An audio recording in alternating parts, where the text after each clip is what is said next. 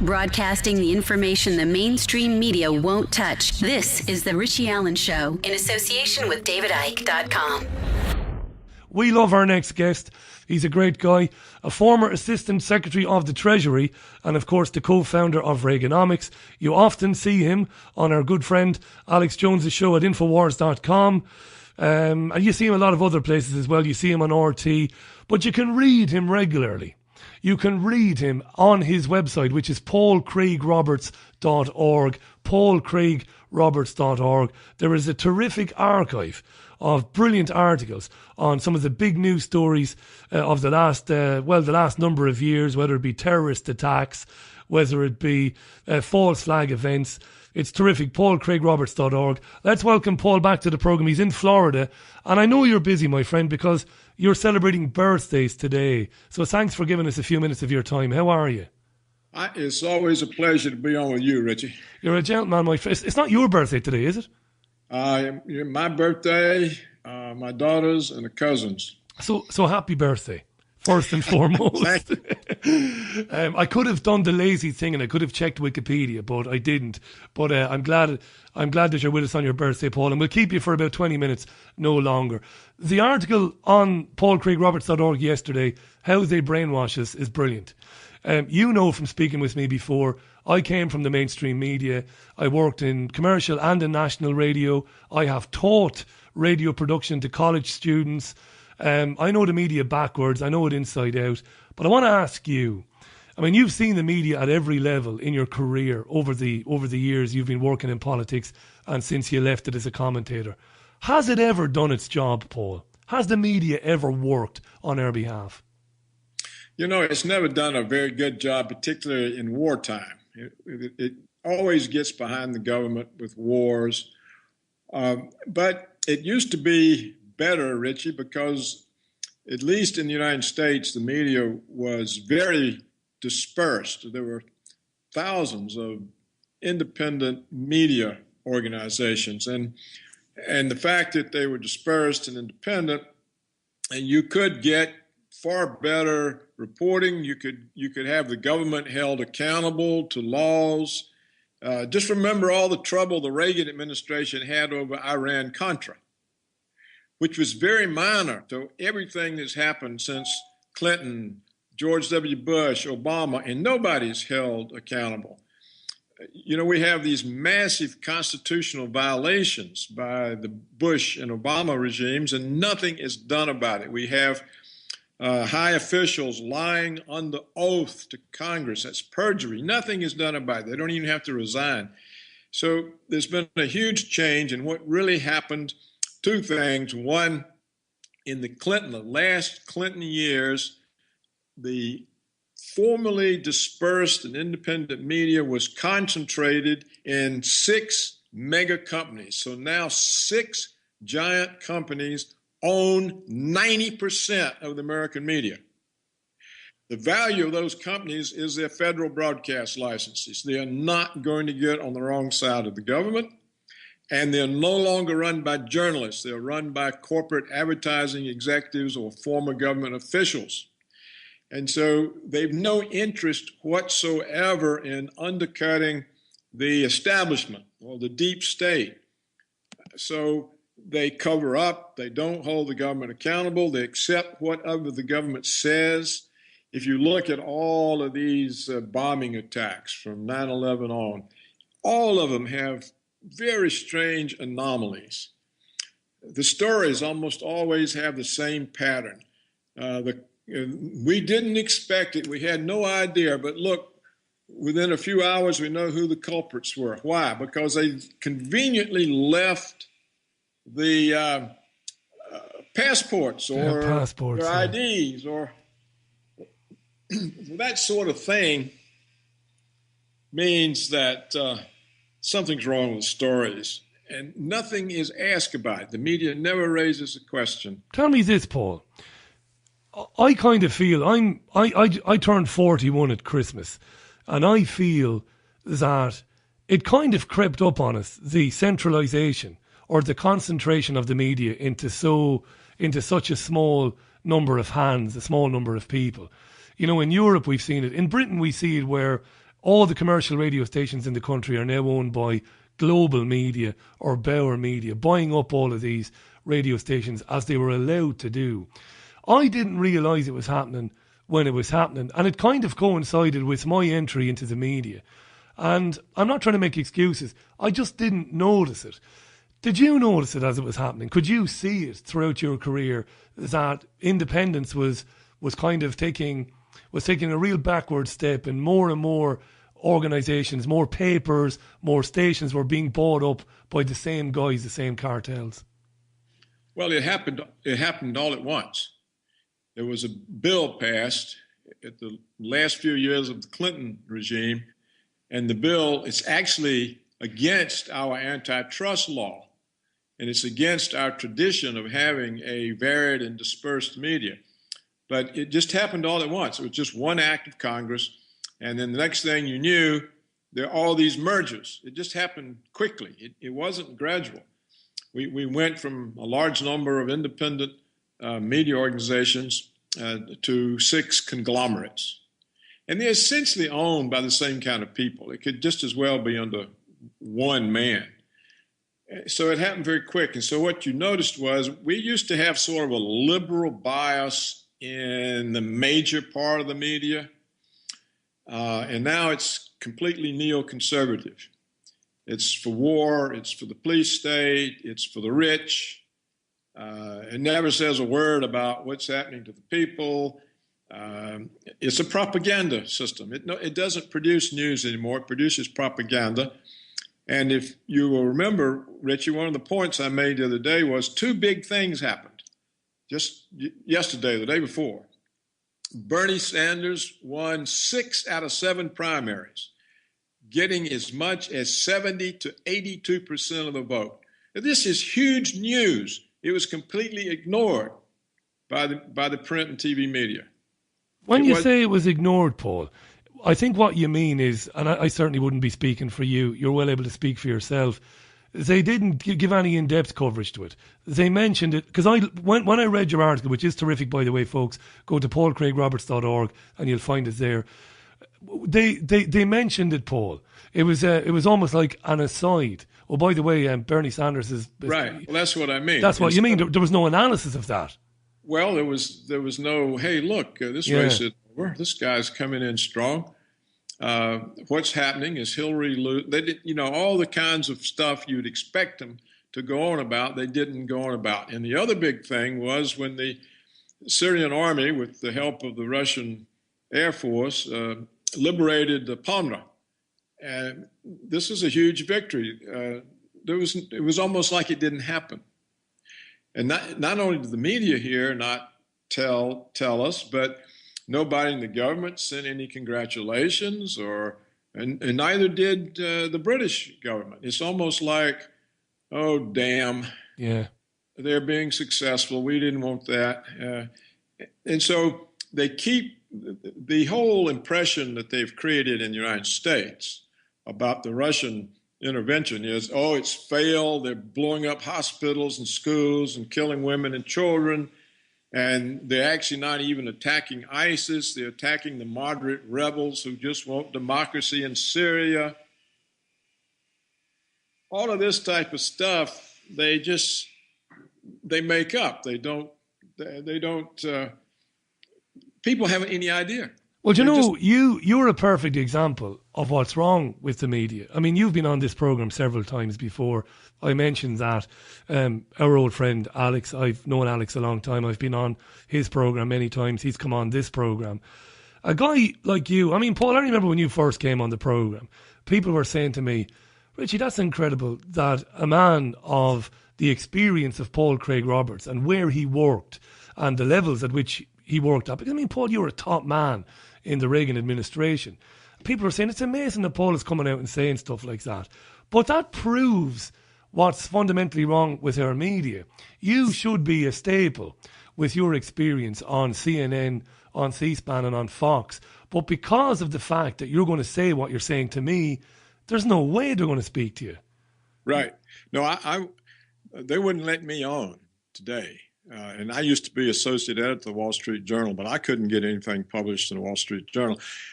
All of these these are no longer media organizations, Richie. They are propaganda agencies for the neoconservatives who run the American government.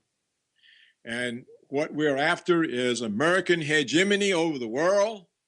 The neoconservatives are very, very disturbed that the Russians suddenly appeared with enough power to block their agendas.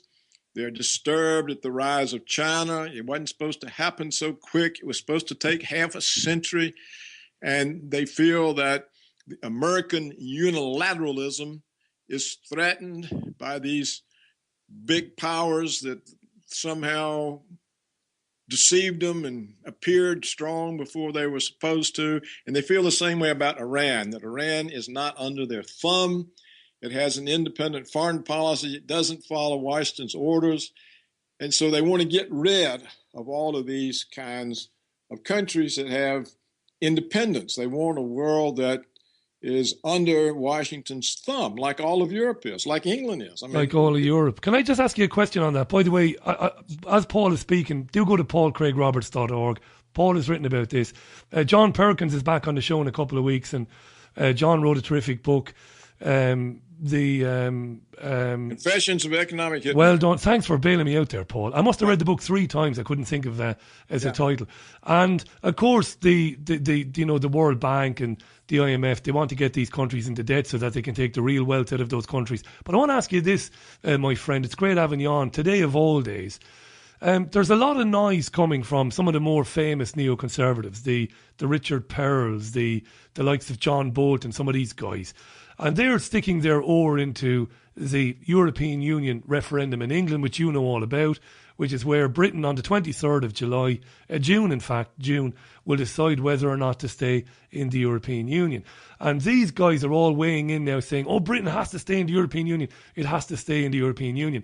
And this, of course, again, proves what you've been talking about the American hegemony, which is all really about a one world government, because the more you centralise power, the easier it is to control people like us. Isn't that right? Right. See, the neoconservatives say it's easier for Washington to control the EU than a whole bunch of different countries. Simple as. And so that's why but what the hell business is it of Washington what the British people decide? See, that gives it away right there. I mean, what business is it of the neoconservatives in Washington where the British want to give up their sovereignty and subject themselves to this sort of rule through the EU from Washington? Why should they give up their sovereignty? There's no business at all of the neoconservatives. And to see how desperate they are about it shows you that what they're really interested in is controlling. They don't want independent countries anywhere. They want everybody under their thumb. And they don't, and by world government, they mean they will rule. The neoconservatives. And the trade agreements, Paul, that I think the first time you came on this program, we talked about TTIP and we talked about the TPP. These trade agreements, which are negotiated in secret, which is an absolute affront to democracy. It's an affront to the notion that we're free and that we have a say in our own lives. You've written about and spoken about these trade agreements that they are painted really rosy, aren't they? Oh, these are great. They're going to bring people in. It's going to be fair trade and free trade for all. But what the trade agreements really are all about is just absolutely destroying sovereignty and handing the control of nation states over to corporations effectively. Right. That's right. The original trade agreements like NAFTA, World Trade Organization, this was to let all the American firms, the first world firms, send all their jobs offshore and get rid of the domestic workforces because they wanted to get rid of the unions because the unions were independent strength outside their control. So they destroyed the unions by sending all the manufacturing jobs to China, of course, and built up China as a consequence. But these transatlantic and trans-Pacific partnerships that they call them, these are not trade agreements at all. These give corporations immunity to the laws of the countries in which they do business. Essentially, the corporations can sue any country who has a law that in any way interferes with the corporation's profits. Imagine that, Paul. Yeah. So that's what they're about. And what the corporations do, they first of all, they got fast track, which means there's no public debate, there's no congressional input. What happens is the corporations go and pay the representative of each country to vote for it. They're all paid off, so they vote for it. And so then it comes to Congress, and they tell Congress, oh, we've worked years on this. It's so much hard work. You got to pass it. Sorry, Paul, go ahead. Finish that thought, yes. My apologies. Loads of tweets coming in. That's the way they get their own agenda in. For example, the French have laws against GMOs, genetically modified organisms and foods. Well, if the transatlantic partnership passes, Monsanto can take France to court, and it's not the French courts. It is a court that consists only of corporations. Yeah, and they can rule, okay, your laws are costing us this much money, and so we're suing you for the damages and everything, and you have to overturn the laws, and so it just takes away completely the regulatory powers of governments. Imagine that, Paul. These investor-state settlement dispute tribunals are absolutely outrageous. I just want to read a few tweets. We've got Paul for another 5 or 6 minutes. It's great to have him on. It's his birthday today, by the way. Send Paul Craig Roberts a tweet on Twitter and say happy birthday to him. And it's also his daughter's birthday. And I think you said a niece Richie, let me get this straight. Go on. Actually, what it is 3 of us whose birthdays fall within a few days of each other. So it's one joint celebration. So we're just combining them. I love it. Mine is a couple of days later. One of them was yesterday, and one of them is Sunday. So, but this is how we're dealing with it, because we can't all get together 3 times close together. No, but you're talking to an Irishman. We would have had 3 separate celebrations, Paul, and we would have got blinding drunk on 3 separate occasions. That's the Irish way of doing it, he says stereotypically. Now, some brilliant tweets coming in here, by the way. I'm going to mention Paul's website again. It really is worth spending time on paulcraigroberts.org, folks. Get on there now. I'll tweet that out there again in a second. Thanks for all your tweets. Des was on to say, Richie, stop calling them neoconservatives. You know who they are. They're Zionists, he says. And then he talks about dual citizenship of some of the aforementioned William Kristall and some of these guys. A lot of talk about AIPAC. And we do talk about, we've got problems with the Israeli lobby in London. And we spoke so much about it in the last couple of weeks on this programme as well. I'm sure Paul will have a comment on that. Martin was on to say, Martin, thanks for your email. He says, Washington, D.C. is like the Vatican and the City of London. They're actually countries in their own rights, he says. John Paul is in Manchester in England. Washington, the war cabinet. London is the financial cabinet. And the Vatican is the religious cabinet. The 3 sides of the triangle. Paul, the Israeli influence in DC, I don't think we've ever really gotten into that. Where are you on that, and how dangerous that is, and how prominent that is? It's the 3rd most powerful lobby group in the United States after Wall Street and the military security complex. But in terms of what it concentrates on, it is the most powerful. American foreign policy. The Israel lobby is so strong, it can get practically unanimous votes out of the House and Senate. And nobody else can do this, not even Wall Street, not even the military security complex. So it's an extremely powerful lobby. Every year, the United States gives Israel several $billions, and they use that money to purchase our elections. They give huge campaign contributions to the people running for the House and the Senate. And so you get dependent on those contributions when you go for re-election, and you certainly don't want to be without them. And even more so, you don't want the Israel lobby financing a competitor. And in the meantime, putting out all kinds of propaganda and slander and libel against you. So they get their way. And it is true that the neoconservatives are largely Jewish people with strong relations with Israel. There are others who aren't Jewish. I don't think John Bolton is Jewish. I don't think. There are others who are not, but certainly the leaders, the biggest names. But why this is the case, I don't really know. But they certainly are very defensive of Israel. But they have this ideology of American supremacy over the world. And where did this come from? I mean, why? It's kind of like Leon Trotsky in World Revolution. It's a very strange thing, though we have always had in the United States this trait that we were somehow exceptional and God chosen for our righteousness and so on.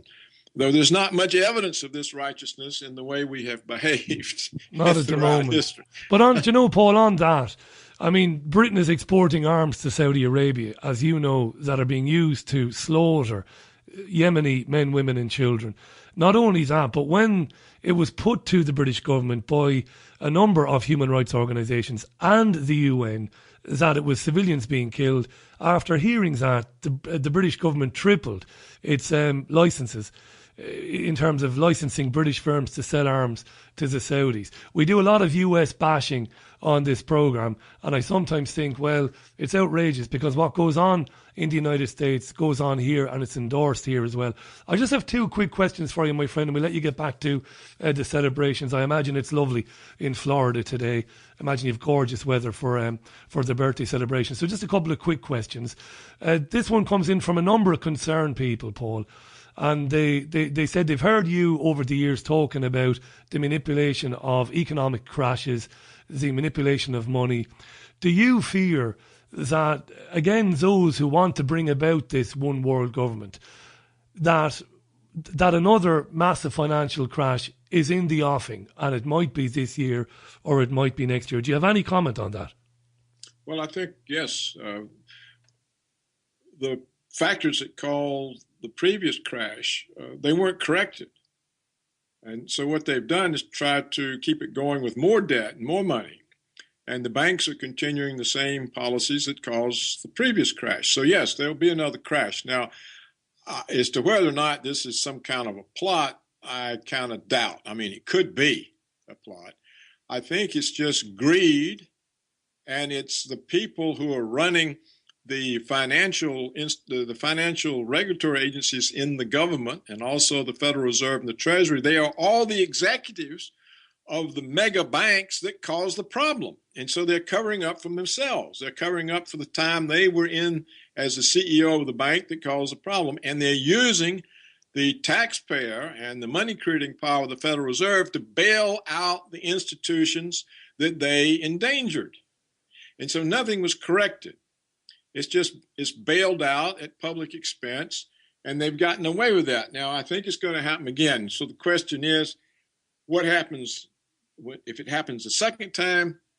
Do we get the kind of reforms we got during the Great Depression from Roosevelt? Or does this plot go into effect and they use the collapse to take over some kind of an authoritarian state? Well, given the police state that we already have in the United States, I think either could happen. There could either be a widespread reform movement that forces the banks back under the control they were under until the Clinton regime deregulated them. Which was insane, Paul. Insane. But that's why, Richie, that's why the Clintons are now worth $153 million. They didn't have any money. Clinton himself, it says, he was just the poor boy, the poorest president there ever was. They now have $153 million. They could drop $3 million on their daughter's wedding. Imagine it. That's more than movie stars and sports figures. And you know what, Paul? That tyrant, Hillary Clinton, our mutual friend, Gerald Celente. By the way, Gerald is back on the programme next week. Gerald appropriately dubbed her Hillary Clinton. She won't disclose what she told. Which of the financial institutions was it she gave speeches to and received $675,000 and won't disclose what she said to them and tells barefaced lies saying that I wasn't sure I was going to run again for president when I took that money. Look, everybody knows it's a payoff. Evil, Paul. A payoff for past favors and payoff for future expected favors. But there's still, Americans are very slow to catch on. They're not a very bright people. There are some very bright people here, but the population in general is very gullible and easy to deceive and doesn't like to believe bad things about the government. And Hillary, she would be the first woman president. Look how important that is. This is the way they think. And they're going to have to suffer a lot more here before they ever catch on. Just before we go then, the absolute final question. There were some questions about Pakistan. Listeners are wondering, is Pakistan next on the hit list of the neocons and the Zionists? Do you want to give me a yes or no answer? And then I want to ask you finally about the media again. What do you think? Pakistan, is it on the horizon? Problems? Maybe, interventions there? Well, they've had all these interventions. We've been drones and bombing and there's massive disruption inside Pakistan from American violence. Whether it'll get worse or whether it stops, I don't know. I kind of feel that it's going to be harder in the future for the neocons because I feel that China and Russia put their foot down. It's like, you remember what Putin said on last September 28th at the anniversary of the UN. He said, we can no longer tolerate the state of affairs in the world. 2 days later, he was in Syria rolling up ISIS. Yeah. So I think this is the change. The neocons, they can go and overthrow Libya and Iraq, but when the Russians and Chinese start saying, well, you better stop doing that, we're not going to tolerate it, then it means they're going to have to go to war with somebody who's going to kick their butt. Paul, if the United States gets into war with Russia and China, the United States will cease to exist. And so will the rest of us. All of Europe. So will all of Europe. Listen, just finally then, and thanks for coming on today of all days, the absolute final question. How important then, this might sound like a loaded and a very obvious question, but in light of the problems we have with the media, which is a clear and present danger to the well-being of you and me and everybody else because of its propaganda, because of its status now as a propaganda machine. How important is the independent media now? How important is the rise of the independent media in reaching people to alert them to what's really going on, Paul? Well, they have no other source of truth. There are programs like yours, programs like the internet sites like mine, people like John Pilzer. There just aren't any other ways to find out what's going on. You cannot find out from the Western mainstream media. And about the German editor who said that there's no significant journalist in Europe that's not on the CIA payroll. You know about this? Yeah. Yeah, well, this is true. Imagine that. That's the reality of it. That's the reality. So the Western media, in the traditional sense, print, TV, this is a propaganda organ. It's worse than the one that Orwell describes in 1984. My friend, it was great to catch up with you again. It's been a few months. We might talk again in the late spring or early summer. Enjoy the birthday celebrations. Your birthday's not for a couple of days. Thanks for everything you do, Paul. Go to paulcraigroberts.org, folks, and have a lovely rest of your day there in Florida, my friend. Thanks again. Okay, Rich, and you keep giving them hell, all right? Thanks, Paul. You too. Bye for now. The lovely Paul Craig Roberts on the line to us there from his home in Florida.